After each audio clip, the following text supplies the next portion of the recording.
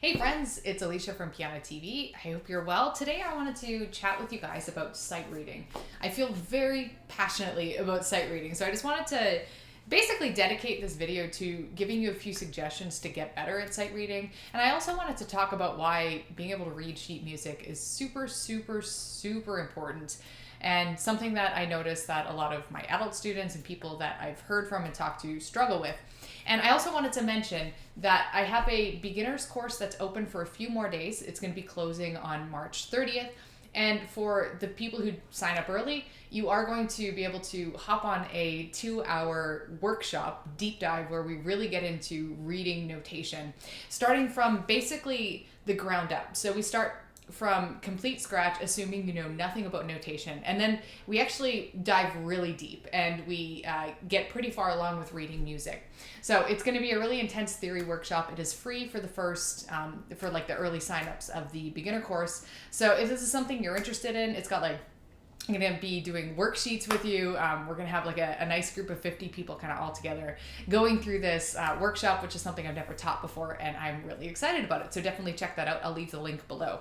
So the reason that I feel so passionately about sight reading and why it's such a crucial skill to learn when you're learning the piano is because ultimately, if you learn by ear, it can be a benefit in the early stages, but a little bit of a downside later on. If you're learning by ear and so this basically means maybe you're listening to YouTube recordings and you're kind of playing things just based on what it sounds like. Maybe you're following chords, you're learning how to play chords. You're learning from programs that don't really show you sheet music, they just show you what keys to press on the piano.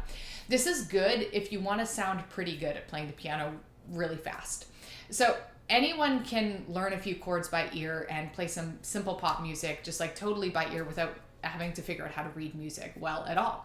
But your progress is going to be limited because even though you can be in a position where you sound pretty good, like within the first month or two of playing, you're not going to find as much growth happening later in your piano journey. It's sort of like if you think about this as being able to read books, like you think about if you went to college and you only were able to receive the information from the prof, from listening to lectures or watching lecture videos, but you couldn't actually read your textbook. That's kind of what it is. So you can get a lot of good information from, listening to a prof talk, but ultimately you also want to be able to study yourself. You want to be able to get inside the information, linger on it, and be able to read competently. So this is really important because if you ever want to be able to play music that's at like more than an intermediate level. So if you ever want to be able to learn Chopin or Franz Liszt or Beethoven, anything like that, you need to know how to read music because you can't learn, to my knowledge, I don't know anyone who's learned how to play like a Liszt piece by ear. It's just too complicated. It's too detailed. There's too many nuances to pick out all the individual sounds, unless you are just like a savant, basically. So what I recommend is, even if you, I guess the only type of person who wouldn't really, like, it wouldn't really matter if you learned how to sight read, would be the kind of person who simply wants to improvise. So someone who, because there are amazing improvisation players. So there's people like for many years, like I think Oscar Peterson, like a bunch of others. I can't remember him specifically. I think he could actually read music, so maybe I'm mixing this up. But there have been famous improvisers over the years who can play incredibly complex music on the piano because they've learned how to improvise and they don't need to read sheet music. So it's not something that every single person needs to do, but I would say that probably 9 out of 10 people who are learning the piano should probably put a lot of their time and energy into learning how to read sheet music, just because it's going to allow you to grow with your music and get you so that you're able to comprehend and digest music of increasing complexity as you continue your journey, because your ear is going to just limit you. At some point or other, you're going to kind of hit a wall. In the first year of learning the piano, there are different schools of thought on this. So there's some people who teach purely by ear in the first couple of years, and I think that's fine. I think that's an approach that works for some people. But what I've noticed that has the best results when I've taught is by really going hard on sight reading in the first year, especially by really dedicating yourself to just getting a grip on how to read music quite well, even if it's simple music, because of course you have to start somewhere. So if you have any takeaway from this video, the main thing that I want you to do, this is so easy, and it's despite the fact that it's so easy, so many of my students just put it off or forget about it or resist it or not prioritize it highly. But it's very simple. Practice sight reading for 5 minutes a day. That's it. Every day, 5 minutes. I'm going to give you a couple pieces of advice for this. So I have some books. Say you were to pick up a book like Bartok's Microcosmos #1, which I've talked about on this channel before. If you say, okay, I'm going to sit down and sight read one of his exercises every day, or half, the first thing I would recommend, don't sight read more than 4 to 8 measures a day. Like, especially if you're a beginner, keep it simple, keep it small. If you are doing Bartok's first exercise, that's only 8 measures. So you would basically, I would even set a timer, because you don't want to go over 5 minutes really, because it's not about practicing the piece. It's not about getting really, really good at it. It's about trying to read something as best as you can in 5 minutes. And then when the 5 minutes is over, you put it away and you stop practicing. So if I were to do this, I would spend 5 minutes reading basically the entire first exercise that Bartok has in his music. I would pay attention to the notes. I would play slowly. I would try to notice any details like the phrasing. I do my best, even if I didn't end up getting a very good sound, like even if it wasn't working pretty well after 5 minutes, that's okay. The point with sight reading isn't to get really good at something. It's to just expose yourself to music and practice reading something new every day. So what is not sight reading, and this is the reason I think a lot of people don't develop good sight reading skills, is if you pick up a complicated piece, like even the Chopin waltz that I teach in my free course, it can be complicated for some people. So you pick that up and then you work on it for 2 months. And what happens is maybe in the early days when you're playing that, you're sight reading like for a few days, but at some point you already kind of know the notes. And there comes a point when you're not really reading the notes anymore.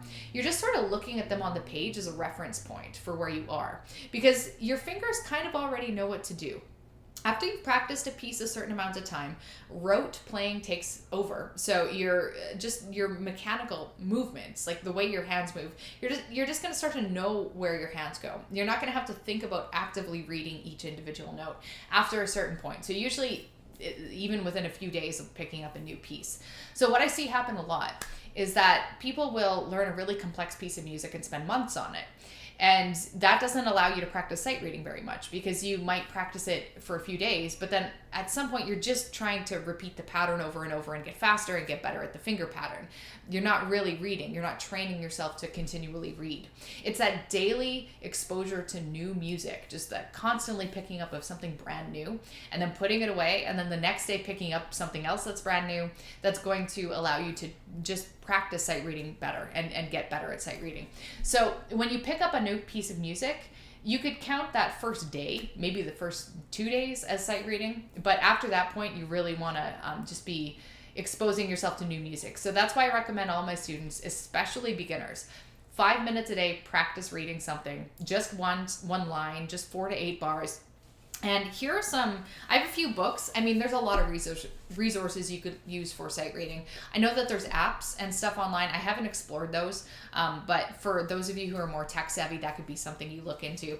Some classic sight reading books that I've used for people in their first year of piano, of course, Bartok's Microcosmos 1. You can also get this for free. So this is an old enough book that if you go to imslp.org, you can just download it. There's 36 pieces. They actually get kind of complicated by the end.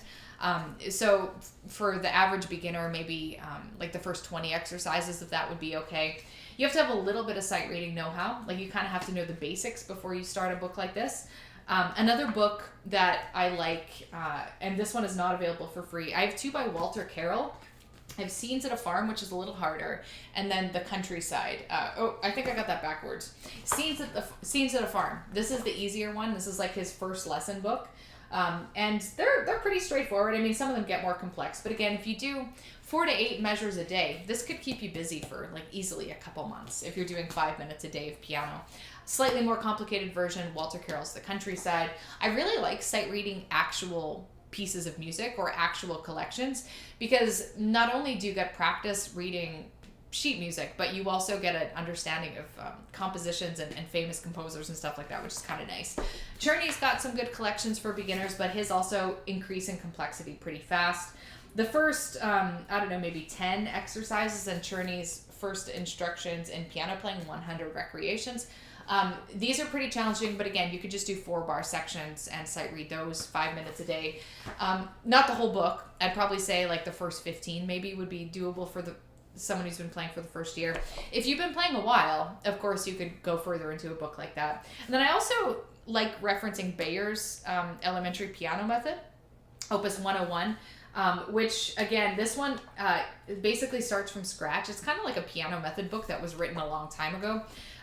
But it does really ramp up in complexity. Still, again, working in 4 to 8 bar sections, this is doable for a lot of beginners. So what I've done in my piano beginner course that some people are signing up for and joining for this next run, where we're going to go through the 21 lessons I've created together. What I've done in that course is I've actually picked out 5 sight reading exercises to do each week. So I kind of wanted to take the guesswork. I didn't want to make my students go on a wild goose chase to, like, I don't know, find themselves sight reading. I wanted to remove as much resistance as possible for the beginners who are learning how to play when it comes to sight reading. Because if I made my students go hunt down their own sight reading exercises, I know it wouldn't happen. So you have to be pretty motivated. I would recommend those of you who are self-studying, like, really, really, really do this. It's going to make a massive difference, just like 5 minutes a day. But I did try to remove the resistance in the course that I've created by basically picking out the excerpts myself. Sometimes I've even written the excerpts because I like making them progressive and appropriate to whatever lesson materials that we are working on. Anyway, that's all for today's video. Thank you so much for joining me. I'm looking forward to sharing more videos and free content as we carry on. And of course, if you are interested in learning how to sight read, the sight reading workshop for people who are joining the beginner course and the beginner course itself, definitely check it out. There's a time limit on it because I like starting everyone as a group together. So you will want to join before March 30th. So I encourage you to check that out soon and join us if this is something you're interested in. Anyway, I'll catch up with you guys later.